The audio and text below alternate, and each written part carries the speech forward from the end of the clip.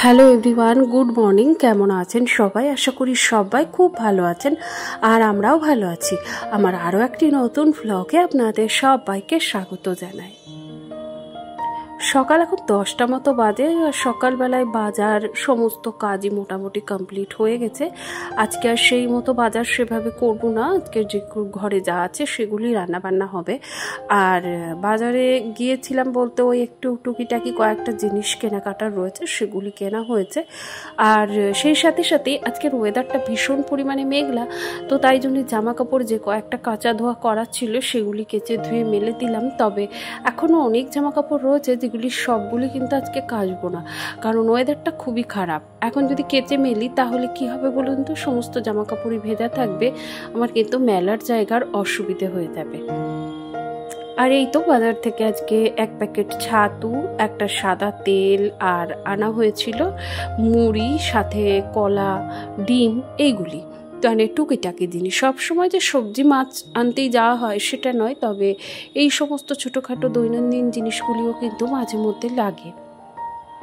কারণ আমাদের তো একবারে এক একজনের বাড়িতে গ্রসারি শপিংটা এক এক রকমের হয়ে থাকে। কেউ একবারে মান্থলি শপিং করে, কেউ আবার উইকলি করে, কেউ আবার মানে 15 দিন বাদে বাদে করে। তবে আমার বাপের বাড়িতে যেটা হতো, আমার বাপের বাড়িতে 7 দিনের করে বাজার করতো আমার বাবা। 7 দিনের যা যা লাগতো, চালটা বাদে সমস্তটাই কিন্তু 7 দিন করে বাজার হতো। আর আমার শ্বশুরবাড়িতে দেখি যেটুকু বাজার করা হয়, মানে সেটা 20 দিন মতো ভালোভাবেই চলে যায়। তারপরে যদি কিছু লাগে তখন সেটা কিন্তু আবারও আনা হয়। তো এইভাবেই করা হয় এখানেও, তাই চালটা একবারে তোলা হয়, বাকিগুলো এইভাবেই তোলা হয়। তো এই জন্য ওই যে সাদা তেলটা ফুরিয়ে গেছিলো, আর আসলে তেলটা একটু বেশি লেগে যায় সাদা তেলটা। ওই পরোটা খাওয়া, একটু বেগুনি, তারপরে ভাজাভুজি এগুলো করতে গিয়ে কিন্তু তেলের পরিমাণটা একটু বেশি ঝরে যায়। তো যাই হোক, আজকে যে নিরামিষ রান্না করব, তো ওদের পাশে ভাতটা বসিয়ে দিয়েছি। আর সকালবেলায় চা খেতে খেতেই কিন্তু আমি ওপাশে মুগের ডালটা একটু ভাজা করে মানে সেদ্ধ বসিয়ে দিয়েছিলাম। তো ডালটা সেদ্ধই হয়ে গেছে। এবার ওই যে ঝিঙে দিয়ে ডাল করব, তাই জিরে, তেজপাতা, শুকনো লঙ্কা ফোড়ন দিয়ে তেলের মধ্যে ঝিঙেটা দিয়ে একটু নুন হলুদ দিয়ে সামান্য একটুখানি কষে নিয়ে তারপরে কিন্তু ডালটা দিয়ে দিয়েছি।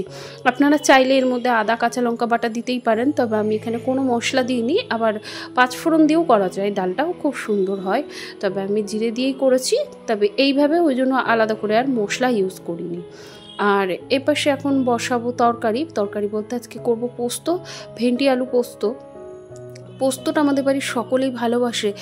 আর নিরামিষের দিনে বাঙালির বাড়িতে, আমার মনে হয় বাঙালি বাড়িতে পোস্ত থাকবেই, পোস্ত ছাড়া কিন্তু আমাদের চলেই না। তো যাই হোক, এই যে পোস্তটা বেটে নিয়েছি, পোস্ত কাঁচা লঙ্কা আমি একসাথে বেটে নিয়েছি। আর ইচ্ছে ছিল শিলে বাটবো, তবে হলো না, জানেন, সময় করে উঠতে পারলাম না।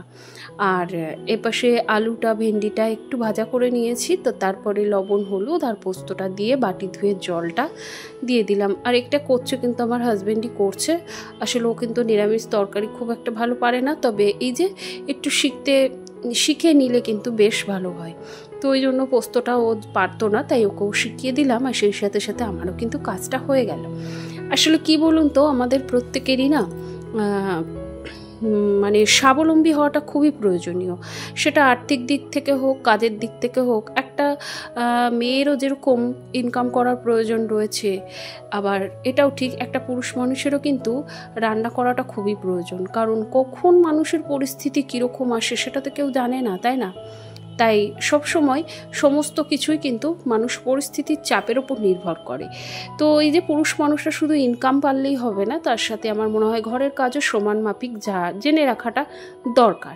আবার সেই একই রকমই একটা মেয়ে শুধুমাত্র ঘরের কাজ করব, আমি ইনকামটা করব না, বা একটা মেয়েরও কিন্তু ইনকামের প্রয়োজন রয়েছে। সে মাসে যদি 1000 টাকাও ইনকাম করে, তবুও সে জানবে যে নিজের রোজগার। আর সব সময় পুরুষ মানুষের কাছে হাত পেতে চেয়ে নিজের শখগুলো পূরণ করা, আমার মনে হয় এটা খুব একটা সম্মানজনক না।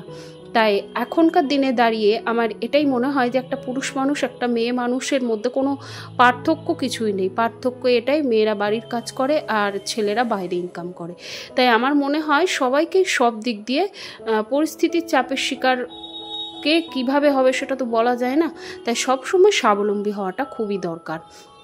আর সব সময় পরিস্থিতি যেমনই আসুক না কেন, সব সময় কৃতজ্ঞ থাকতে হয়। তো এটা হচ্ছে আমার পার্সোনালি অভিজ্ঞতা। তো যাই হোক, এই যে সংসারের কাজগুলি সমস্তটাই কিন্তু সব কিছু সময়ের মধ্যে করে নিচ্ছি। এতে করলে কি হয় যে চাপমুক্ত থাকা যায়। সারাদিনের কাজগুলি যদি আমি সময়ের মধ্যে করে নিতে পারি তাহলে দেখবেন কারোর কোনো কথাও শুনতে হবে না। সেই সাথে সাথে নিজেও আপনি যা ভালো বুঝবেন, আপনার কোনো এক্সট্রা কোনো কাজ থাকলে সেগুলিও টাইম মতো হয়ে যাবে। নিজের জন্য কোনো রকম কোনো সময় রাখা যায়, একটু রেস্ট নেওয়া যায়। তো যাই হোক, এখন রান্না হয়ে গেছে। ওদিকে দেখতেই পেলেন আমার হাজব্যান্ড কিন্তু আজকে গাড়ির কাজ রয়েছে, তো সেখানেই বেরোবে। তো তাই জন্য ওকে আমি বললাম একেবারে চান খাওয়া দাওয়া করে যেতে, কারণ ও যদি এই মুহূর্তে বেরিয়ে যায় তাহলে কিন্তু আর সে দুপুরবেলায় বাড়ি আসতে পারবে না, কারণ গাড়ির গ্যারেজের কাজ থাকে। তো এই কাজগুলো করিয়ে না ও আর আসতে পারে না। তো ওই জন্য ওকে বললাম একেবারে স্নান সেরে খাওয়া দাওয়াটা করে যেতে। তাই ও ওদিকে স্নান হয়ে গেছে, আর ওপাশে আমি ওকে খেতে দেবো। তো খেতে দেওয়ার আগে আমি ওকে বললাম 5টা মিনিট অপেক্ষা করো, আমি একটু গ্যাসটা মুছে নিই, তারপরে কিন্তু দিয়ে দিচ্ছি। তো ওদিকে বাসনগুলো মাজা হয়ে গেছে, গ্যাসটাও মুছে নিয়েছি সুন্দর করে। আর এপাশে কিন্তু রান্নাঘরটাও ভালো করে সকালে মুছেছি, তবুও একবার এই যে বাসন টাসন মাজতে মাজতে নাই একটু জল কিন্তু নিচে পড়েই যায়। তো ওই জন্য আরও একবার ভালো করে মুছে নেবো। তো ব্যাস, আমার রান্নাঘর পরিষ্কার করাটা প্রায় কমপ্লিট। তো রান্নাঘরটা আমার প্রত্যেক দিনই কিন্তু রান্নার পরে আমি কিন্তু এঁঠো গাছ রাখি না, সব সময় ক্লিনিং করে নিয়ে তারপরে রাখি। এতে করে রান্নাঘরটা দেখতেও ভালো লাগে আর অনেকটা পজিটিভিটি কাজ করে। আর এই তো এপাশে কিন্তু হাজব্যান্ডকে খেতে দিয়ে দিয়েছি। তো আজকে ভেন্ডি আলু পোস্ত, মুগ ডাল আর সাথে করব বেগুনি। তাই বেগুনির ব্যাটারটা আমি রেডি করেই রেখেছি, বেগুনগুলি শুধু ভাজবো। তা ওই জন্য ওকে খেতে দিয়ে কিন্তু ওপাশে আমি বেগুনির তেলটা গরম করতে দিয়েছি। তো চলুন বেগুনিটা ভেজে ওকে এখন দিয়ে দিই। আর নিরামিষের দিন পোস্ত, ডাল, বেগুনি ভাজা এই ধরনের খাবার কিন্তু ভীষণ ভালো লাগে। আর বিশেষত আমার মেয়ের কিন্তু বেগুনি আর ডাল হলে কিন্তু অন্য কিছু লাগে না। আমি এখানে বেগুনিটা ব্যাটারটা বেসন, একটু চালের গুঁড়ো, একটুখানি কালো জিরে, সাথে দিয়েছি জোয়ান, লবণ, হলুদ, কাঁচা লঙ্কা আর দিয়েছি একটু হিং। তো সমস্ত কিছু মিক্সড করে নিচ্ছি, আর সাথে একটু চিনিও দিয়েছিলাম। তো দেওয়ার পরে মিক্সড করে একটু বেশিক্ষণ রেখে দিয়েছিলাম। তারপরে এই যে বেগুনগুলো যেভাবে বেগুনি আমরা করি সেভাবেই কিন্তু করে নিয়েছি। আর এরপরে ওকেও খেতে দিয়ে দিয়েছি, সাথে সোনাকেও খেতে দিয়ে দিয়েছি, কারণ সেও খাওয়া দাওয়া করে কিন্তু পড়তে বসবে। আর এই তো খাওয়া দাওয়া করে দুপুরবেলায় রেস্ট নিয়ে এখন অনেকটাই প্রায় সন্ধে হয়ে গেছে। আর বাইরে কিন্তু বেশ ঝিরিঝিরি বৃষ্টি পড়ছে, কখনো মুষলধারে পড়ছে, কখনো আবার আস্তে আস্তে ঝিরিঝিরি করে পড়ছে। তো যাই হোক, এরই মাঝখানে সন্ধ্যা দেওয়া হয়ে গেছে মায়ের। আর এরপরে দেখুন সোনাকে এখন একটু কফি আর বিস্কিট করে দিয়েছি। তো এটাই ওর সন্ধ্যাবেলাকার টিফিন বলতে পারেন। তো যেহেতু কফিটাও খেতে খুব ভালোবাসে, আর দিদিভাই আমাকে কয়েকটা কফির পাতা দিয়েছিল, তো সেটাই আমি এখানে ওকে করে দিয়েছি। আর আমরা সাথেও কিন্তু লিকার চা আমরা খেয়েছি। তো এই তো, আর উপাসে কিন্তু মা বসেছে একটু টিভি দেখতে, কারণ মা ওই যে সিরিয়ালগুলো এখন যেগুলো হয় সেগুলোই দেখে। আগে আমিও দেখতাম, তবে এখন আমার খুব একটা সেই সিরিয়াল দেখার নেশা বলতে পারেন সেটা নেই। যখন সোনা ছোট ছিল তখন, কিংবা আমি যখন আর কি প্রেগনেন্ট ছিলাম, তখনও কিন্তু আমি বসে সিরিয়াল দেখতাম। সিরিয়াল দেখতে দেখতে আগাগোড়াই আমি কিছু না কিছু করতাম, যেমন আসন সেলাই, টুকিটাকি সন্ধ্যাবেলায় মানে বসে থাকার যেটুকু কাজ হয় সেগুলোই করতাম। তো এরপরে এই যে রাত্রিবেলায় আজকে নিরামিষ রান্না করেছিলাম দিনে, তো সেটা আর কিছুই নেই। রাত্রি ভাবলাম কি বৃষ্টি পড়ছে, একটু খিচুড়ি করব।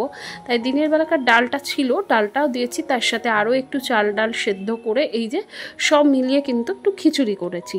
আর সাথে করব আলু ভাজা আর পাঁপড় ভাজা। তো আলুটা মা আমাকে কেটে দিচ্ছে, আলুটা অ্যাকচুয়ালি ভাজবো সোনার জন্যে আর মায়ের জন্যে, আর সাথে করব পাঁপড় ভাজা। তো এটাই, আর একটু তাড়াতাড়ি খিচুড়িটা বসিয়েছি কারণ বাবা খেয়ে আবার অফিসে যাবে। তো এই তো এখানে বাবার খাবার দিয়ে দিয়েছি, খিচুড়ি আর পাঁপড় ভাজা, কারণ বাবা খুব একটা ভাজাভুজি খেতে পছন্দ করেন না। তো এপাশে খাবারটা ঠান্ডা করতে দিয়েছি, বাবা খেতে বসে তারপরে খাওয়া দাওয়া করে অফিসে বেরোবে, বাজে ওই 8:30 মতো। তো চলুন, দিদিভাই দীঘায় গেছিলো, সেখান থেকে আমার আর সোনার জন্য কী নিয়ে এসছে আপনাদের সাথে একবার শেয়ার করি।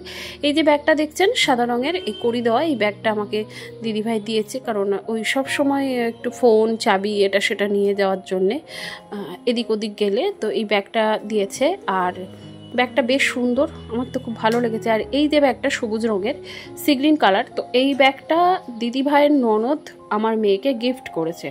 তো উনি ছোট থেকেই আর কি সোনাকে, যেখানে আগে যখন ওদের বাড়িতে যাওয়া হতো তখনও উনি কিন্তু দিতেন কিছু না কিছু, এখনও কোথাও গেলে কিন্তু দেন। এই যে, আর এই যে মেরুন কালারের যে ব্যাগটা দেখছেন, এটা দিদিভাইয়ের ছেলে ওর বোনকে দিয়েছে, মানে আমার মেয়েকে দিয়েছে। তো দুটো ব্যাগই এটা সোনারি ব্যাগ। আর এই যে শাঁখাটা দেখছেন, এটা দিদিভাই আমাকে দিয়েছে। আর এছাড়াও এই যে চুড়ি জোড়া দিয়েছে, এটা দিয়েছে দিদিভাইয়ের ননদ। এছাড়াও আংটি, দুল, এই সমস্ত ছোটোখাটো কিছু জিনিসপত্র ওরা দিয়েছে। সাথে ওর দাদার জন্য একটা অ্যাস্ট্রে, আর আমাদের ঠাকুর পুজোর জন্য একটি শঙ্খ। শঙ্খটা যেহেতু ঠাকুর ঘরে, সেটা আর দেখাতে পারলাম না। তো যাই হোক, জিনিসগুলি কেমন হয়েছে অবশ্যই বলবেন। তাহলে চলুন আজকের ভিডিওটি আমি এখানেই শেষ করছি। সবাই খুব ভালো থাকবেন, সুস্থ থাকবেন। আবারও দেখা হবে নতুন কোনো ভিডিওর সাথে। ততক্ষণের জন্যে আবারও বলি, সবাই খুব ভালো থাকবেন।